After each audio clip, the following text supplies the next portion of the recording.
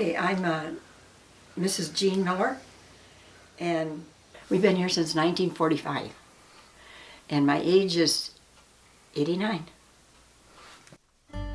Jean Miller was born in 1927 to parents Hugh Edward Leary and Margaret Ann Doyle at her home in the township of Belmont, Wisconsin. She has remained a resident of her home state for the duration of her life, and in that time has homesteaded and held ownership of Miller's Dairy Farm. We lived in the town of Belmont, and our home was off the road quite a bit. We lived off the road about from here to the corner down here, you know, the J&B, and so in the wintertime it was really difficult kind of getting around. I can remember my dad used to have to take his horses and plow and go to the grocery store, you know, because you just couldn't get out with the car. Yeah, and it wasn't, you can't compare it to today's living, you know what I mean?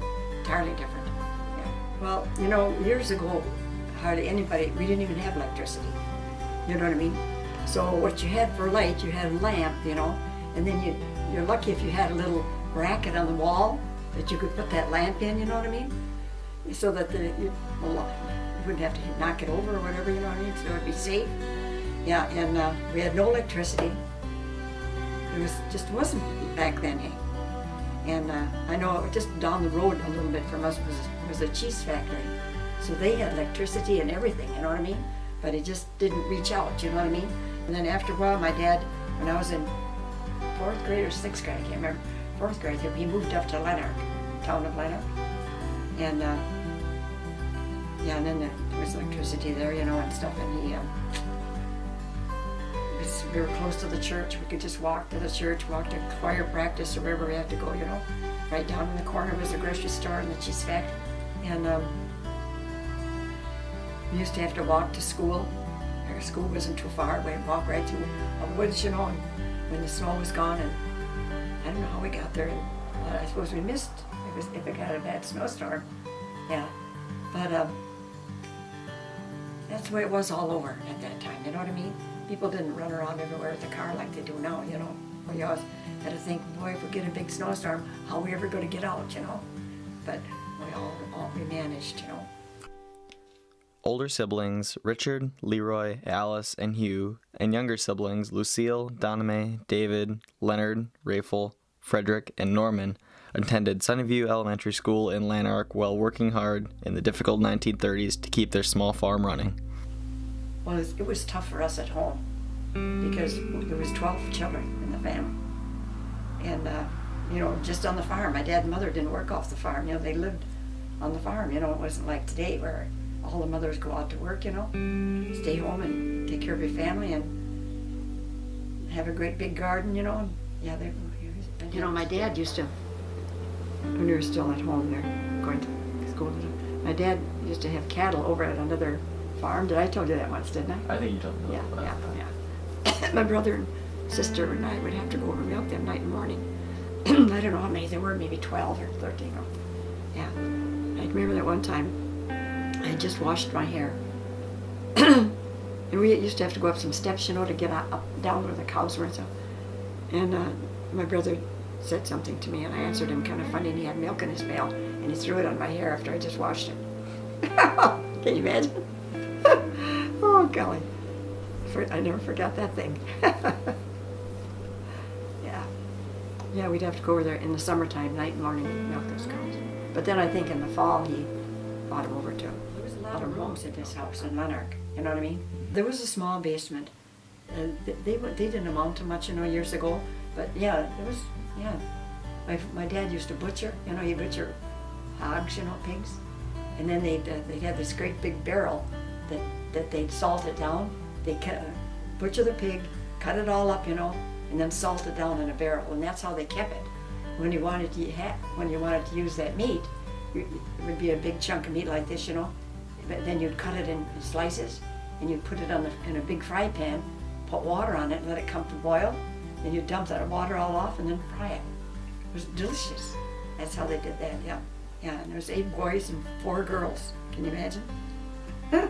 We used to play ball a lot, softball, you know, because there was enough in the family to have a team, 2 teams. Yeah. And but the neighbors we had really nice neighbors. they'd walk down to visit us, on the farm, and yeah, it was. They were very sociable, you know what I mean? You know where St. Patrick's Church is, don't you? Yeah, we sang in the choir there, my sister and I, and we could walk to church, you know what I mean? And my dad did have a car, and eventually we learned how to drive that car. He was good enough to let us do that. And I can't remember getting a driver's license. Back then, I don't know, we just learned to drive and took a chance at, you know what I mean? I can't remember having a driver's license back then. We didn't go far. In fact, just to the store was right down at the corner, grocery store. Terzeski's had a cheese factory and a grocery store there. And then to go to church was far, and I don't think I even had a driver's license then. Finding a love for her faith and a strong work ethic early on in her life helped point Jean in a positive direction for her life to come.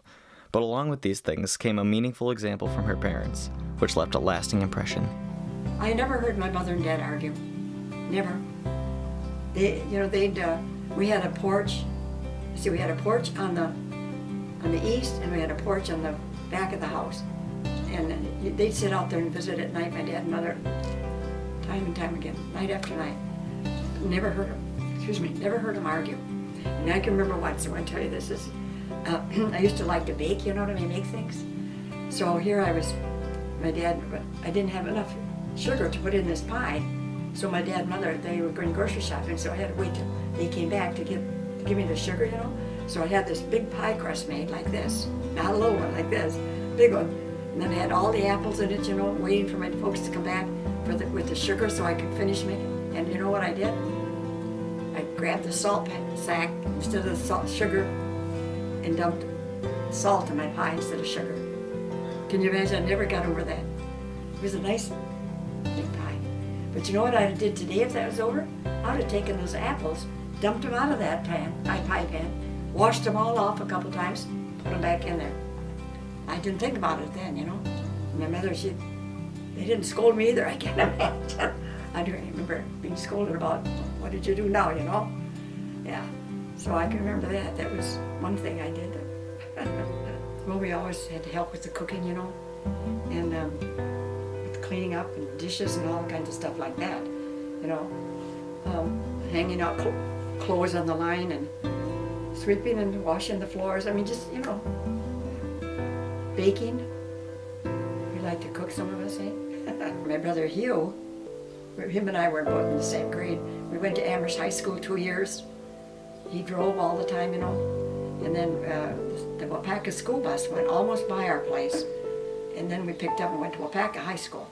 And we no more than got into school as juniors, and his class voted him in as class president.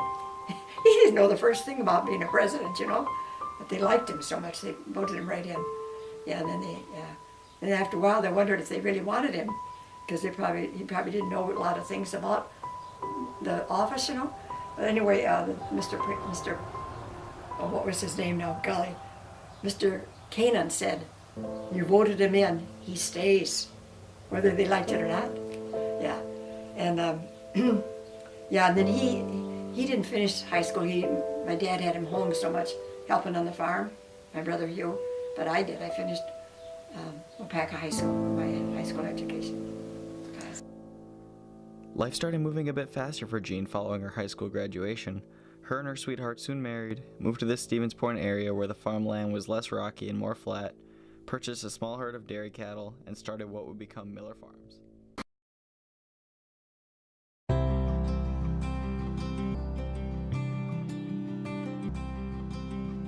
I don't know, it was kind of nice to get away, because, they had electricity here, and we didn't have it at home. They just, yeah. But when I first got out of school, I went to work at Century. It wasn't Century, it was called Harbor Mutuals. I was, I wish I could remember what they called me. I used to take orders from different floors. They'd send their orders to me, and I'd have to fill out their orders down in it was like a big basement with all the supplies down there. Take them up to the floors on this elevator. I had a big cart. Yeah, take them up to the different floors. Yeah. My sister and I were walking home from choir practice from the church, you know what I mean? And him and his neighbor came along there, and we were stopping and we're talking, and kind of introduced themselves a little bit, you know. And it wasn't very long after that Gordon kind of would come over and visit at our place, you know what I mean? So I was married at 18, yeah, and we lived in this house, you know what I mean? His parents lived with us, and his mother, Gordon's mother, was a nurse, so she went to do nursing, you know, at this nursing home, yeah. And Bert Miller, he never learned to drive, he never drove a car, but he worked in the barn, you know, and what he could do around the farm, you know what I mean? Yeah, he looked like an old man. But, yeah. The wedding, you know, I never had been to a wedding, a Polish wedding, till I moved up here, and they had weddings here. We didn't have, Lanark isn't too far from here, but there weren't weddings like that down there. Just small weddings, little weddings, you know what I mean? Of course, being that Gordon wasn't Catholic, we're married in the priest house, you know what I mean?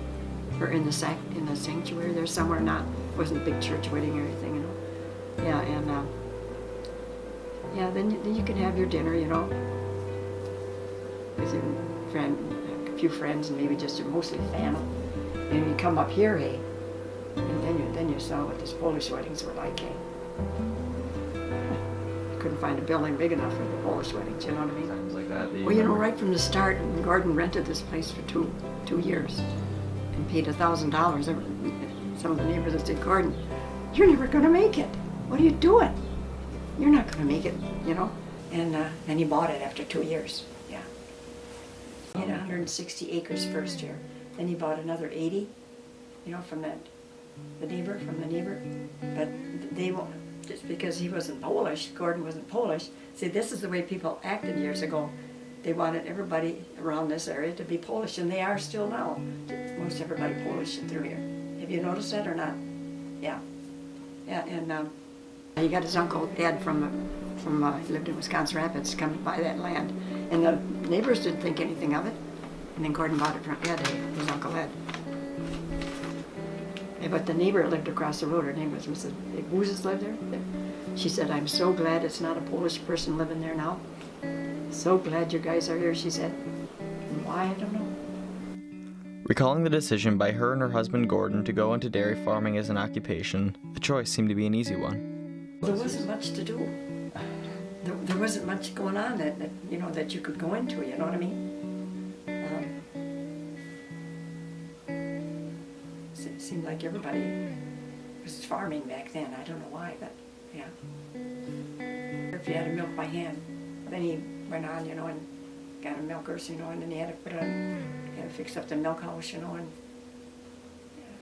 yeah. First they had milk in milk cans, you know what I mean? They milk the cows and dump the milk in the milk cans. Then the milk cans would go into a big water tank. The water would keep the milk from spoiling, you know. He had a job. He sold acorn equipment and stuff, you know, and so he always was making extra money, you know. People could order their corn, and